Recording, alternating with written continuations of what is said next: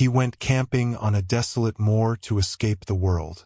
But he soon discovered someone was out there with him, someone who collected trophies from their terrified victims.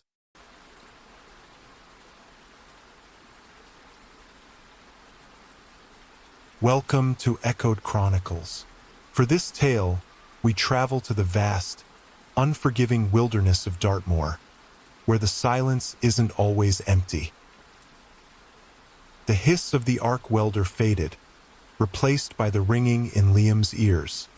He lifted the heavy mask, blinking against the sudden brightness of the workshop. The air, thick with the metallic tang of ozone and burnt steel, felt suffocating. For 10 hours a day, 5 days a week, this was his world. A chaotic symphony of grinding, cutting, and the fierce, controlled violence of molten metal. It paid the mortgage on his small terraced house in Plymouth, but it leached the quiet from his soul.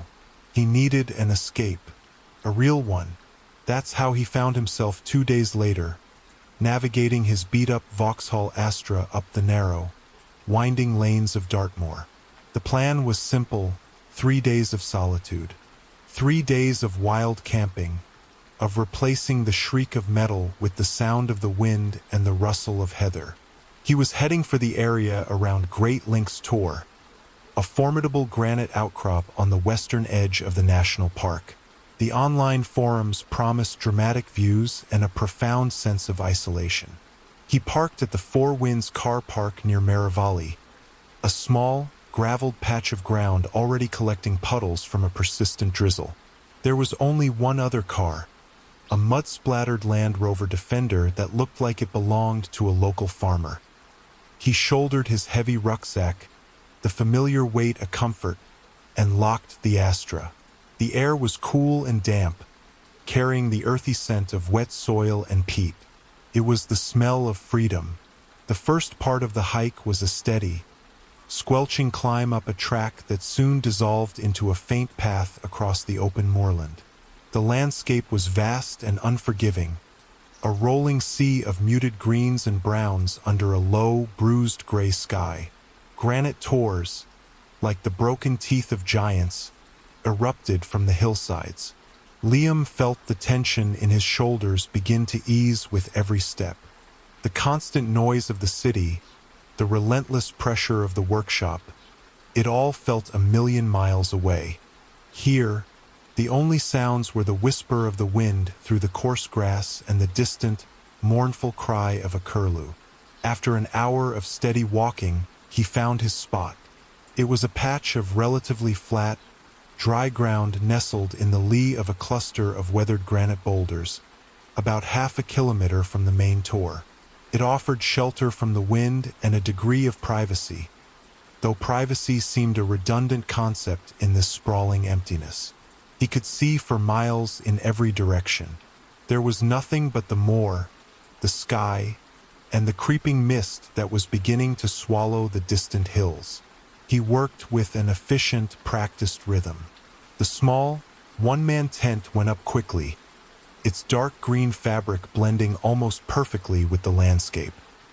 He laid out his sleeping bag and mat, organized his stove and food, and soon had a small, self-contained world of canvas and nylon. With the last of the fading light, he sat on a rock, nursing a hot cup of tea, and watched the moor disappear into the twilight. The silence was absolute. It was everything he had been craving. He was just beginning to feel the cold seep into his bones when he saw it. A single point of light, far out on the moor to the south. It wasn't the steady, warm glow of a farmhouse window. It was a sharp, white light like a powerful torch, and it was moving. It swept across the landscape in a slow, methodical arc, pausing here and there, as if searching for something. Liam watched, intrigued. Another camper, perhaps, making their way to a spot after dark. But the light wasn't moving in a straight line, not like someone hiking from A to B. It was erratic, sweeping back and forth in a pattern that seemed to have no purpose. Then the light stopped. It pointed directly at his small, hidden camp. For a full minute, it remained fixed on him, a single, unblinking eye in the vast darkness. Liam froze, the warmth of the tea forgotten in his hand. He felt a sudden, primal spike of adrenaline. He was miles from any road, hidden from the main path. There was no reason for that light to be pointed at him. It was as if someone had known exactly where to look. Just as suddenly as it had stopped, the light clicked off, plunging the moor back into impenetrable blackness. Liam sat there for a long time, his heart hammering against his ribs, staring into a darkness that no longer felt empty. He scrambled back from the rock, crouching low and killing the flame of his camping stove with a flick of his wrist. The darkness that rushed back in was total. He felt horribly exposed, his small green tent a beacon of vulnerability on the vast, open moor. He strained his ears, listening for the crunch of footsteps on the gravelly soil or the whisper of fabric brushing against the heather. But there was nothing, only the wind, a low, constant moan that seemed to carry 1,000 phantom sounds within it. His mind raced, trying to find a rational explanation. Park ranger on patrol? Unlikely to be using such a powerful, sweeping light in the middle of the night. A farmer searching for lost livestock? Perhaps, but the deliberate, fixed stare on his camp felt too personal, too predatory. He crawled into his tent, the swish of the zipper sounding deafeningly loud. He didn't dare turn on his own torch. He simply lay there in the suffocating blackness, his body rigid, every sense on high alert. Sleep was impossible. Every gust of wind that flapped the tent's rainfly was the sound of someone trying to get in. The gentle patter of the returning drizzle was the drum of approaching fingers. He clutched the small, heavy magnesium fire starter in his pocket, its sharp edge a pathetic but tangible comfort against the formless threat outside. He thought about packing up, hiking back to the car in the dark, but the image of that unblinking light sweeping the moor stopped him. To be caught out in the open with a headlamp on felt like an even greater risk. He was trapped, and his only option was to wait for the dawn. The first gray light of morning filtered through the tent fabric, and with it came a fragile sense of relief. The world outside was solid again, visible. In the daylight, his nighttime fears felt amplified and slightly foolish. He unzipped the tent and peered out. The moor was empty, shrouded in a thin, drifting mist. The land was exactly as it had been the day before, a beautiful, desolate wilderness. There was no sign of anyone. After forcing down a few bites of a protein bar, Liam felt a surge of defiant resolve. He wasn't going to let a weirdo with a torch ruin the solitude he so desperately needed. But he had to know.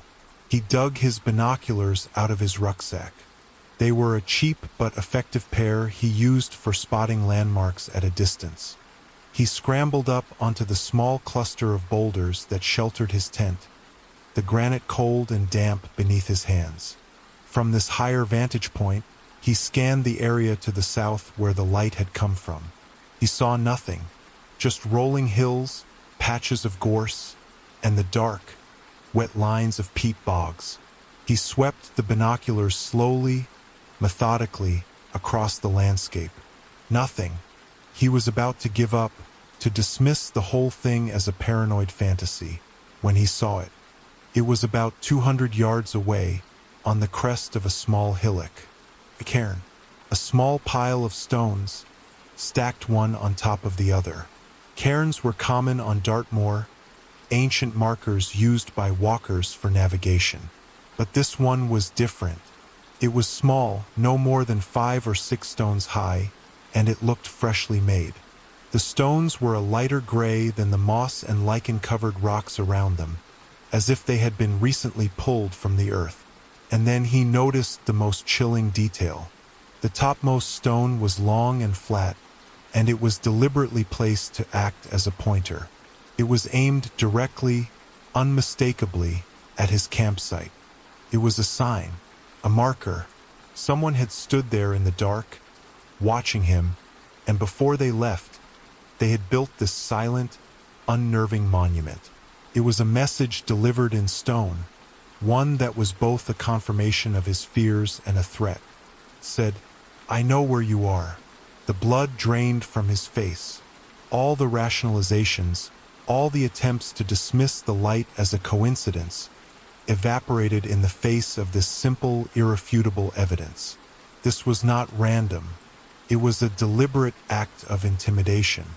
The solitude he had craved had been corrupted, turned into a state of watched vulnerability. His peaceful escape had become a trap. The decision was instant. He was leaving.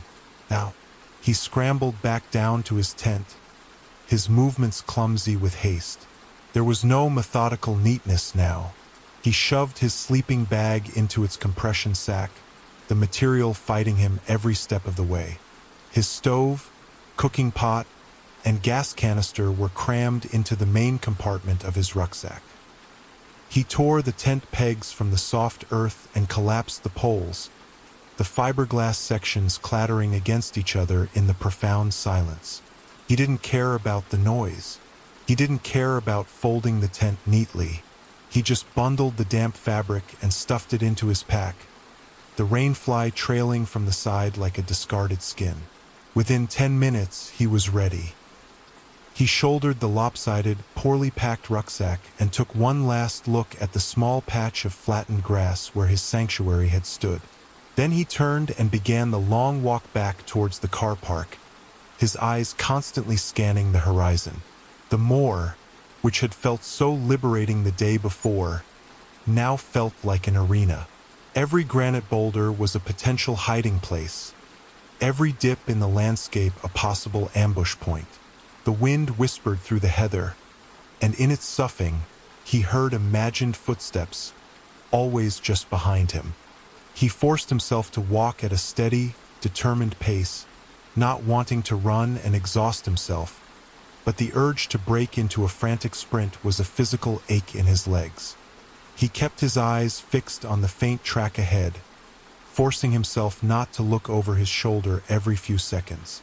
The cairn was behind him, out of sight. The landscape ahead was vast and empty. He felt a sliver of hope. Maybe the person was gone. Maybe they had made their point and moved on. He was halfway back to the car, navigating around a large patch of boggy ground, when he saw the men here. It was a single man-high standing stone, an ancient marker that had stood on this spot for thousands of years, pointing the way for travelers. But there was something new on it. Tied to the gray, lichen-spotted stone with a piece of rough twine was a small green object. It was swinging gently in the breeze. As Liam drew closer, his heart sank into a cold, dark pit in his stomach. He knew what it was. It was the pine tree-shaped air freshener that had been hanging from the rearview mirror of his Vauxhall Astra. He stopped dead, staring at it.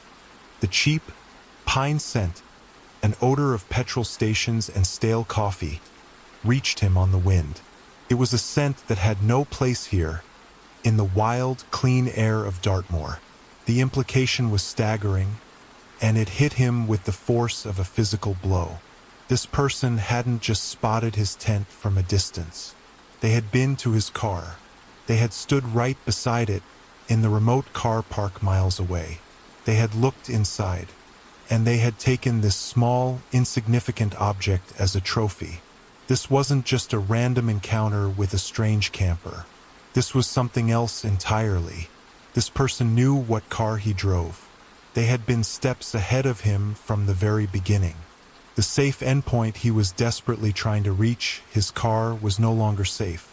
It was compromised. The circle of the hunt had just expanded to include his point of arrival and his only means of escape. He was not just being watched. He was being toyed with, a mouse in a maze designed by a predator who knew the layout perfectly. He backed away from the standing stone, his breath catching in his throat. A wave of cold, sharp panic washed over him. erasing all rational thought.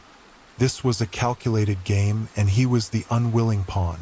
The tokens of this game were his own belongings, his own sense of security, stripped from him and placed on display in the desolate wilderness. The walk back was no longer a hike. It was a flight. He half walked, half jogged, his poorly packed rucksack bouncing painfully against his spine. He didn't bother with the faint track anymore, instead taking the most direct line across the uneven terrain, stumbling over hidden tussocks of grass and splashing through shallow, muddy pools. The wide, open space of the moor had transformed from a symbol of freedom into a terrifyingly exposed stage. He felt the weight of an unseen gaze on the back of his neck, a prickling sensation that was more than just paranoia. His lungs burned, and his legs ached, but he didn't slow down. He finally saw it in the distance, a small patch of dark gray against the muted green and brown of the landscape. The car park. Hope and dread warred within him. Hope for the steel and glass sanctuary of his car, and a gnawing dread for what he might find when he got there. As he drew closer, he could make out the two vehicles, his own silver Astra and the mud-caked Land Rover Defender, sitting exactly as they had been. The Defender was inert, silent, a brooding presence. Was its owner the one tormenting him? Or was this a calculated red herring, another layer to the psychological game? There was no way to know. He covered the last 100 yards at a run, fumbling in his pocket for his keys. His fingers closed around the familiar plastic fob just as he reached the driver's side door. He didn't need them. The door was unlocked. He froze, his hand hovering over the handle. He distinctly remembered locking it. He always did. The metallic click of the central locking was a deeply ingrained habit. He slowly pulled the handle. The door swung open with a faint squeak. For a moment, he just stared inside, his mind struggling to process the scene. The interior of the car was damp, the air thick with the smell of wet earth and something else, something musky and unpleasant. The driver's seat was visibly wet, dark patches soaked into the fabric as if someone had been sitting there in rain-drenched clothes, waiting. And in the very center of the damp driver's seat, placed with a kind of ceremonial precision, was a single gray stone. It was flat, water-smoothed, and identical to the ones used to build the cairn on the hill.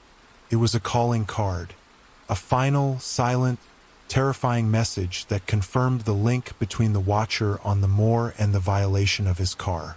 It said, "I can go anywhere. I can touch anything. I am always ahead of you." A strangled cry escaped his lips. He threw his rucksack onto the passenger seat, not caring where it landed. He brushed the stone off the driver's seat, the cold, damp rock clattering onto the rubber floor mat. He slid behind the wheel, slammed the door shut, and jammed the key into the ignition. The engine turned over with a reassuring roar. He didn't look at the Land Rover. He didn't look at anything but the track leading away from the car park. He wrenched the car into reverse, spun the wheel, and accelerated, the tires churning up gravel. He sped down the narrow lane, his knuckles white on the steering wheel, his eyes flicking frantically between the road ahead and the rearview mirror. The moor receded, but the feeling of being watched did not. The terror was no longer contained to the wild, empty spaces. He had brought it with him, and it was sitting in his passenger seat, a silent, menacing presence for the entire drive home. The drive back to Plymouth was a blur of heightened, ragged-edged paranoia. Every car that followed him for more than a mile on the A386 became a potential pursuer. Every flicker of headlights in his rearview mirror was the return of the unblinking eye from the moor. He had the car's heater on full blast, but he couldn't stop shivering. The chill was deep in his bones, a cold that had nothing to do with the damp air of Dartmoor. He pulled up in front of his terraced house, the familiar sight of his own front door offering a fragile sense of relief. It was his space, his fortress. He grabbed his rucksack from the passenger seat, leaving the tent and camping gear to be dealt with later. As he did, his fingers brushed against something that shouldn't have been there, tucked deep into one of the exterior mesh pockets of the bag. He pulled it out. It was a map, a folded, rain-spotted Ordnance Survey map of Dartmoor, the OL-28 edition. It wasn't his. He used a digital GPS for his hikes, finding the old paper maps too cumbersome. He unfolded it with trembling hands. It was well used, the creases soft and worn. And then he saw the markings. Someone had taken a red pen and drawn a series of small, neat circles on the map. One circle was around the Four Winds car park where he had left his Astra. Another was around the cluster of rocks where he had pitched his tent. A third, fainter circle was drawn around the ancient menhir where the air freshener had been tied. And then there were other circles, dozens of them, scattered across the entire western half of the moor. Each one was centered on a similarly remote, isolated patch of ground suitable for wild camping.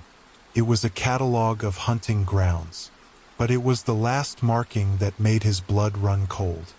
In the bottom right-hand corner of the map, in the blank space of the legend, was a handwritten list under the heading Trophies. It was a column of dates, car models, and small, mundane items. 14/04 blue Fiesta sunglasses. 29/04 green Corsa child's toy. July 5th, silver Astra Pine air freshener. His trip was the last entry. He was just the latest in a long line of victims, his terror a collectible item for someone who haunted the moors. This wasn't a random act of intimidation. It was a hobby. A wave of nausea washed over him. He stumbled into his house, locking and bolting the door behind him. The silence of his own home felt different now. It was no longer peaceful. It was watchful. He went from room to room, checking the locks on the windows, pulling the curtains shut. The map lay on his kitchen table, a piece of cursed parchment that had infected his life. He thought about calling the police. But what would he say? That someone left a stone in his car and stole his air freshener? That he found a map?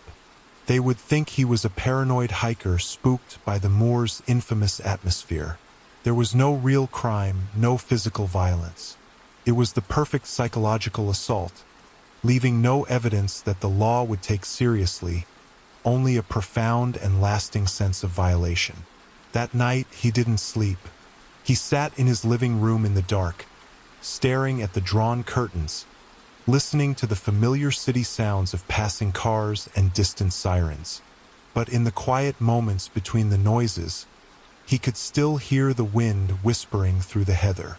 And he knew, with a certainty that would haunt him for the rest of his life, that the man with the torch was out there, on the moor, waiting for his next subject, ready to add another entry to his terrifying collection. For 2 days, Liam existed in a state of siege. He called in sick to the workshop, claiming a stomach bug, but the only sickness he felt was a gnawing dread that twisted his insides. He moved through his small house like a ghost, peering through the edges of his curtains at every passing car, his body flinching at the sound of the letterbox. The Ordnance Survey map remained on his kitchen table, an artifact of pure malevolence.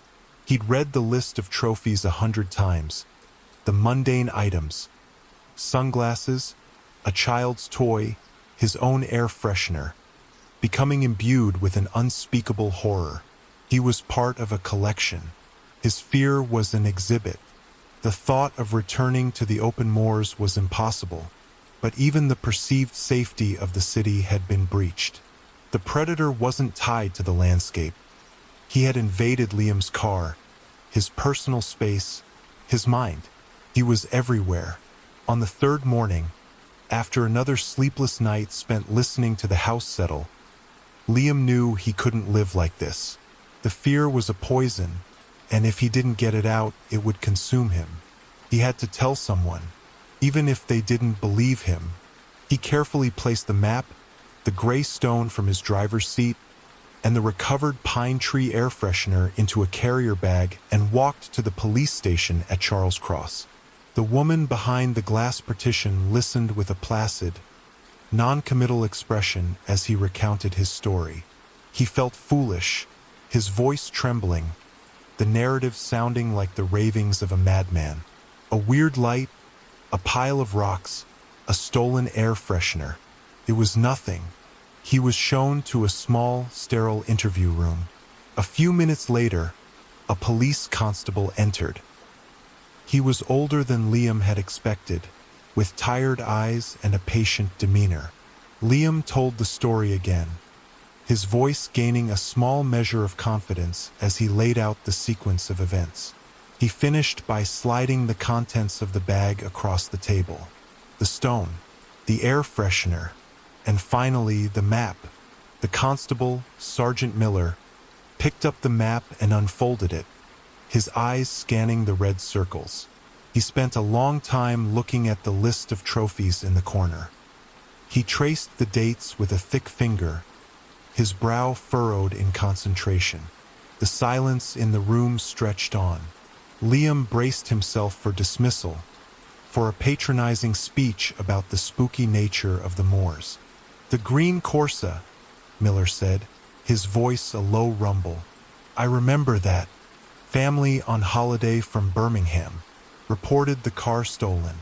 We found it a day later, pulled over on a track near Burrator Reservoir. Nothing taken. They were adamant their little girl's favorite doll was missing from the back seat. We logged it as a lost property item." He looked up at Liam, and for the first time, Liam saw a flicker of something other than professional detachment in the man's eyes. He saw belief. "This one," Miller said, tapping another entry. "The Blue Fiesta, a young couple.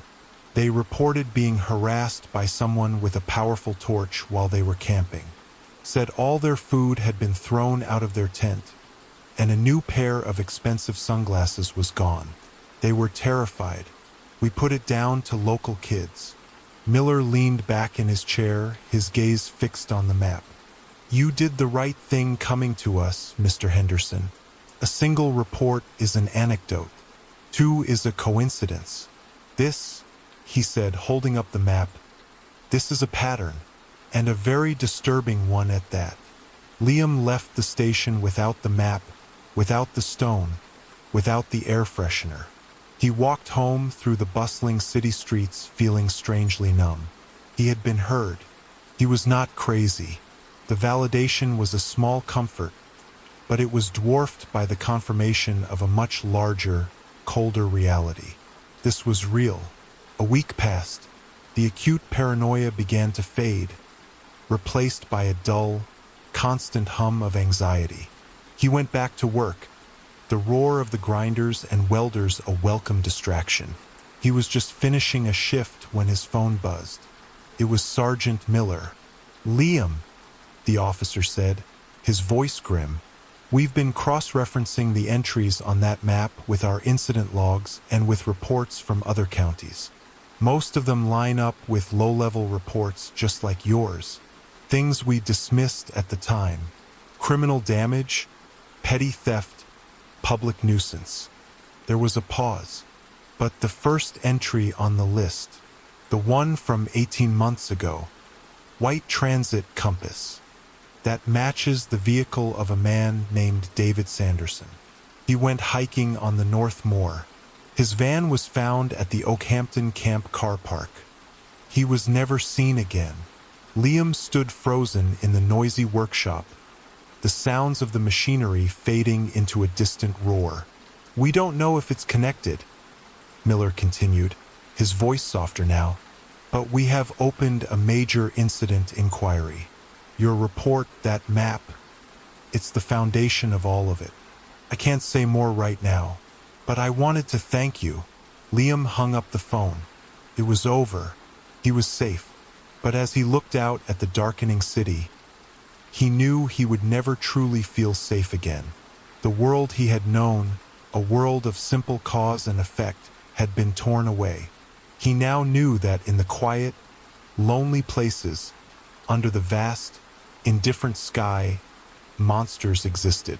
They weren't supernatural things with claws and fangs. They were just men. Men with torches and maps and all the time in the world. And they collected trophies.